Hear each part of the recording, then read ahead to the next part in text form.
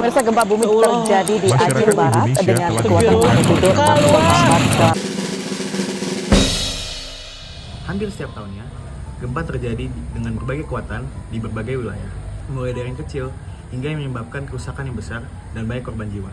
Tetapi, apa sih gempa itu? Kenapa gempa terjadi? Dan mengapa Indonesia seringkali mengalaminya? Yuk kita bahas. Menurut survei geologis Inggris, gempa bumi merupakan pelepasan energi regakan secara tiba-tiba dari dalam kerak bumi. Pelepasan ini memicu getaran guncangan yang menyebar dari sumber gempa ke segala arah. Titik pertama terjadi gempa disebut epicentrum yang berada di dalam permukaan bumi. Tepat di atasnya terdapat epicentrum, titik yang paling terasa guncangannya di permukaan bumi. Nah, kalian tahu nggak sih, Indonesia tuh terletak di pertemuan antara 3 lempeng, yaitu lempeng Indo-Australia yang bergerak ke utara, lempeng Eurasia, dan lempeng Pasifik yang bergerak ke barat. Nah, oleh karena pertemuan 3 lempeng besar itu, Indonesia jadi terhentam terkena gempa bumi dan tsunami, serta Indonesia memiliki banyak gunung api. Nah, di bumi terdapat 3 jenis pergerakan lempeng. Nah, yang pertama adalah konvergen. Konvergen adalah di mana kedua lempeng saling mendekat dan bertuburkan, bahkan salah satu lempeng dapat menunjam ke bawah atau disebut dengan subduksi. Yang kedua adalah divergen. Divergen adalah ketika kedua lempeng saling menjauh dan membentuk celah sehingga terbentuk kerak baru. Yang ketiga adalah transform, di mana kedua lempeng saling bergeser secara horizontal. Akibat dari ketiga pergerakan lempeng tersebut yaitu yang pertama ada konvergen, dapat menyebabkan gempa dan terbentuknya gunung berapi. Dan yang kedua ada divergen, dapat menyebabkan gempa di dasar laut. Dan yang ketiga ada transform, biasanya memicu gempa tektonik besar. Selanjutnya, proses terjadinya gempa. Bagaimana sih proses terjadi gempa? Yang pertama, ketika lempeng terkunci di zona pertemuan, akan terjadi pengumpulan energi. Nah, batuan yang tidak dapat menahan tekanan akan melepaskan energi secara mendadak. Energi yang dilepaskan secara mendadak ini dinamakan gempa bumi.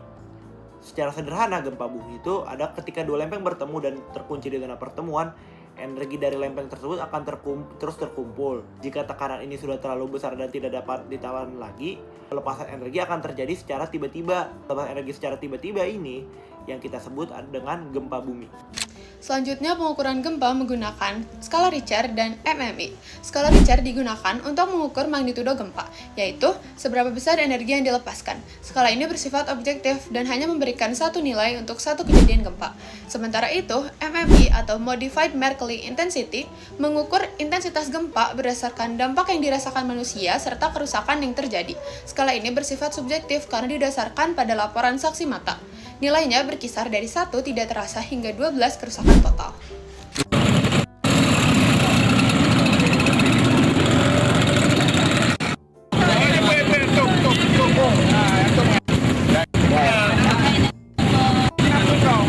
Gempa bumi dapat menyebabkan tsunami sebesar itu. Kalau begitu, kita harus tahu bagaimana pencegahan yang dapat dilakukan sebelum terjadinya gempa. Nah, bagaimana? Nah, bangunan itu harus tahan gempa. Dan kita harus tahu lingkungan sekitar tempat tinggal kita itu bagaimana, agar ketika terjadi gempa, kita tahu harus pergi kemana.